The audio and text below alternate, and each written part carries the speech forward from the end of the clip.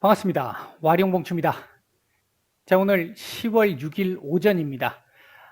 미국 시장 얘기 잠깐 좀 드려보고요. 우리 시장 말씀을 좀 드릴 텐데, 현재 남아있는 악재들, 전에 한두 차례 정도 제가 정리를 좀 해드렸는데, 그 부분들에 대해서, 조금 더 깔끔하게 좀 정리를 해보면서, 향후 그러면, 걔네들은 어떤 식으로 진행이 될 것인지, 시장에 어떤 영향을 미칠 것인지, 관련해가지고 조금 말씀을 좀 드려보도록 하겠습니다.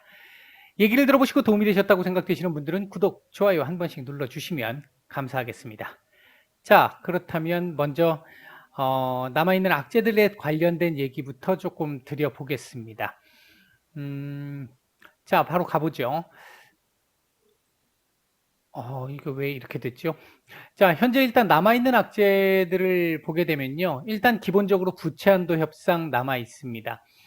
이 부분이 제일 중요하다고 말씀을 드렸고요. 얘가 지금 제일 중요한 상태입니다. 그리고 얘는 지금 현재 최대 오늘도 옐런 재무장관이 얘기했습니다만 18일까지는 해결을 해야 하는 상황입니다.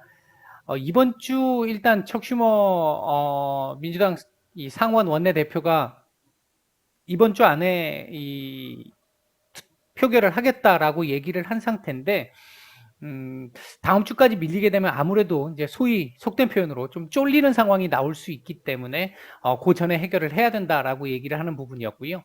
이에 대해서 공화당은 니네 뭐 인프라법도 그렇고 사회 지출 법안도 그렇고 뭐 말도 안 되는 이 상황 만들어 놓고 구체안도 상향시켜 가지고 얘네들 계속해서 돈 뿌리기 그거 할 거 아니야. 우리는 인정 못해. 어차피 이거 니네가 뭐 앞에서도 올 초에도 니네 마음대로 처리했고 이것도 니네 마음대로 그럼 다 처리해라고 얘기하면서 예산 조정안을 써서 그냥 일방적으로 통과를 시켜라라고 얘기를 하면서 공화당이 극구 반대를 하고 있는 상태입니다.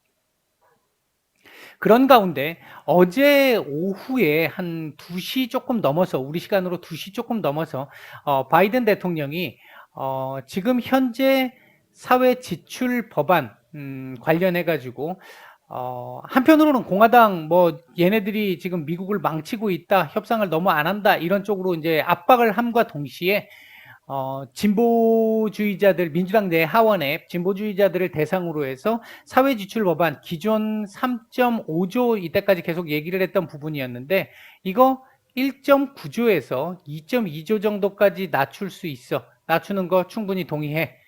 낮추는 게 조금 더 나을 것 같아. 이렇게 얘기를 했습니다.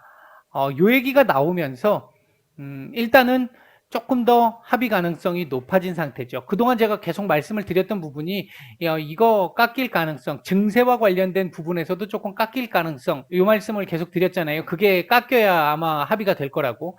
일단은 통 크게 양보를 어느 정도를 한 상태입니다.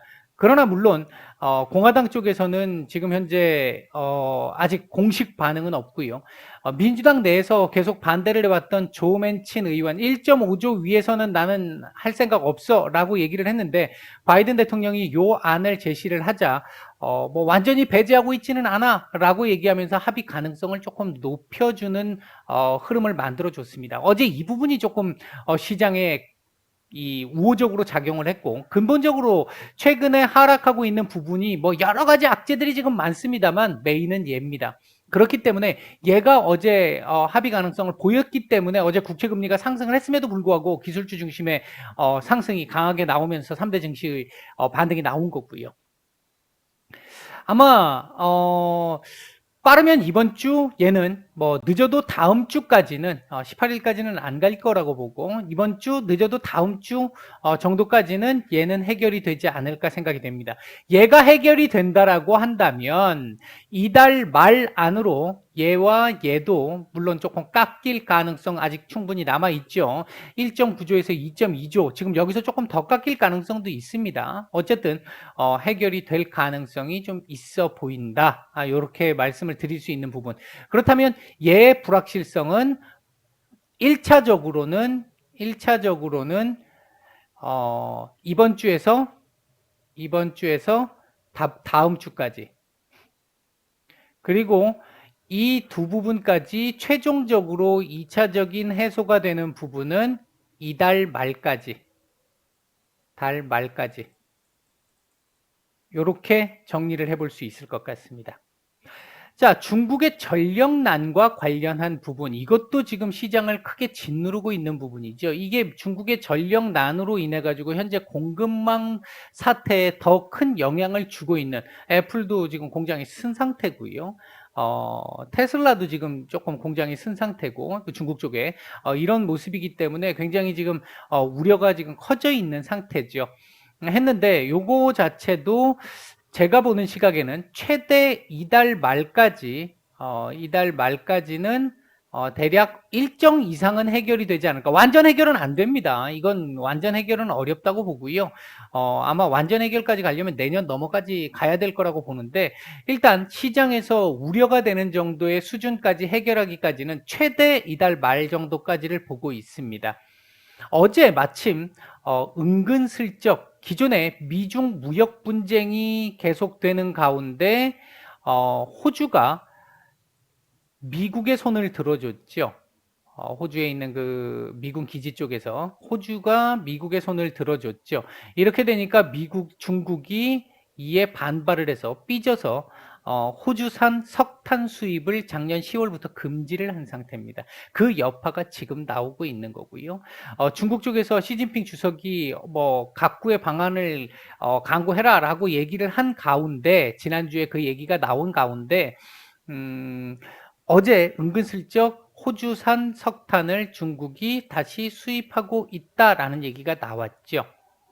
그리고 그 외에 지금 이 뭐 신재생 에너지 이쪽까지 안 가더라도 현재 이 화력 발전소의 가동률을 조금 더 높이기 위한 이 전략을 지금 피고 있는 상태고, 그리고 이제 러시아 등 일부 국가들의 전력을 지금 전력에 대한 헬프를 때린 상태죠. 그렇기 때문에 이 부분은 아마도 제가 봤을 때는 최대 요때까지인데 그 전에 어느 정도 해결될 가능성에 무게를 좀 두고 있습니다. 얘는 해결이 돼도 시장에서 뭐 갑자기 와 해결됐어 하고 반응을 할 수 있는 그런 정도의 상황은 아니고요. 은근슬쩍 우호적인 흐름으로 바뀌는 정도가 될 겁니다. 얘는 시장이 환호를 하게 될 것 같고요. 어느 정도는. 자, 그 다음 세 번째는 인플레이션입니다. 이 인플레이션 지금 여러 가지를 담고 있는 상황이죠. 원자재 가격 상승이 인플레이션을 지금 계속 부추기고 있는 상태. 여기에 기존 계속해서 작년부터 계속 진행돼 왔던 공급망의 부족, 이 병목 현상이 역시 인플레이션에 가세하고 있는, 이걸 더 부추기고 있는 상태. 뭐 최근에 이제 천연가스라든지 유가 상승 이런 부분들이 지금 인플레이션을 크게 자극을 하고 있는 상태고, 이로 인해 가지고 현재 고용이 만족스러운 정도의 상황까지는 아님에도 불구하고 연준 쪽에서 테이퍼링, 금리 인상 이 관련된 얘기들을 지금 계속 내놓고 있는 상태인 거죠. 금리 인상은 뭐 아직까지는 뭐 얘기를 안 하고 있습니다만, 이것까지 얘기하면 지금 난리 나죠. 테이퍼링과 관련해서는 거의 뭐 시장이 이제 기정사실화로 받아들이고 있는 정도입니다. 다만 얘들이 계속해서 상승세가 계속 지속되다 보면 테이퍼링의 속도가 굉장히 빨라질 수 있고 금리 상승의 시기도 당겨질 수 있다라는 부분 때문에 상당히 조금 우려가 되고 있는 상황입니다. 이 부분과 관련해서는 이제 뭐 이것과 관련해서 지금 또 경기 이 피크아웃 우려, 기업들의 실적 지금 발표를 앞두고 있는 상태인데 실적 피크 우려가 지금 조금씩 나타나고 있는 상태, 뭐 이런 모습들로 볼 수 있습니다. 이것과 관련해 가지고는 당장 역시 해결될 수 있는 문제는 아닙니다. 이게 지금 가장 오래 갈 수 있는 문제 중에 하나인데, 일단 이번 주, 그러니까 지난주에 ISM 제조업 지수가 나왔잖아요. 괜찮았죠. 그러니까 오늘 새벽에 서비스업 지수 나왔죠. 괜찮았잖아요. 그 부분들 나오면서 경기 이 피크아웃 우려와 뭐 이런 부분들에 대해서는 조금 일정 정도 진정되는 모습, 이런 정도 모습을 보였는데 얘는 일단 시간이 조금 걸릴 수는 있을 것 같고요. 속도의 문제가 좀 남아 있습니다. 그러니까 이건 계속해서 앞으로 더 지켜봐야 될 문제입니다. 이건 지금 얘들처럼 언제쯤 해결이 가능하겠고라고 얘기할 수 있는 부분은 지금은 아직은 아닌 상태. 가장 지금 잠재적으로 오래 갈 수 있는 문제 이렇게 볼 수 있겠습니다.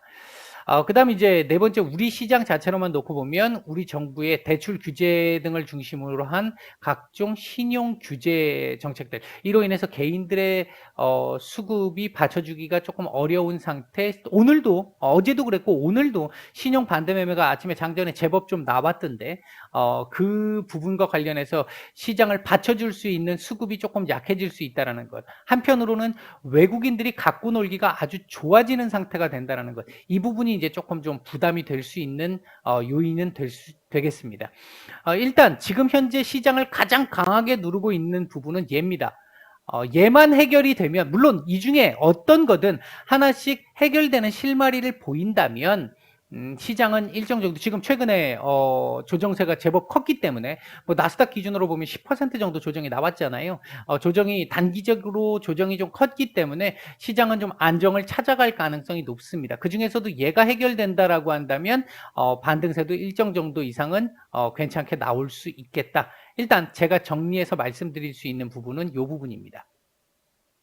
자, 그렇다면 어, 그렇다면 아이고야, 시장이 또 급락을 하네요. 나스닥부터 일단 한번 보겠습니다. 미국 시장 같은 경우 일단 121선 어제 올려놔야 되겠다라고 말씀을 드렸는데 일단 그 부분을 어제 지켜줬습니다. 물론 이거 하루 지켰다고 해가지고 내일 뭐 계속해서 이제 안정화됐어 이렇게 얘기할 수 있는 상황은 아니고요. 내일 하루 정도는 더 봐야 되는 상태입니다. 그리고 이번 주 고용 보고서 상당히 중요하죠. 고용 보고서 그 부분까지는 봐야 향후 이 전망에 대한 부분을 조금 더 윤곽을 잡아서 말씀을 드릴 수 있는 상황입니다. 그렇기 때문에 아직은 눈치를 봐야 되는 상황. 그렇다면 내일 121선에 대한 지지 테스트 가능성 있겠다. 물론 단기 낙폭 과대에 따라서 추가적인 반등이 나올 수 있겠습니다만 반등치는 일정 정도 한정적일 수 있다. 제한적일 수 있다.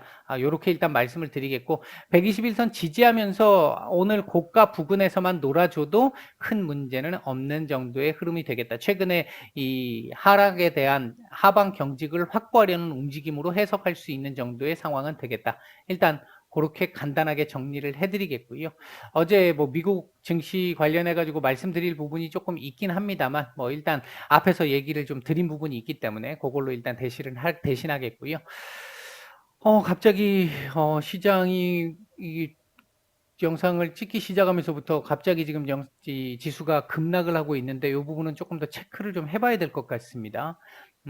시장 전체적인 수급은 이게 오늘 제가 무방에서도 말씀을 드렸습니다만 오늘 보면 2,970포인트, 60포인트에서 70포인트 정도 라인 부근에서는 시장의 전체적인 수급이 상당히 좀 우호적으로 흘러가는 모습을 보였고 90포인트 위에서는 수급이 되게 안 좋아지는 변화를 하는 이런 모습을 계속 보였는데 일단 아까도 제가 들어올 때 90포인트 전후에서 조금씩 안 좋아진다까지 말씀을 드리고 제가 영상을 지금 찍었는데 이렇게까지 밀리는 부분은 조금 생각을 못 하고 있었는데 이 부분은 좀 체크를 해봐야 되겠네요.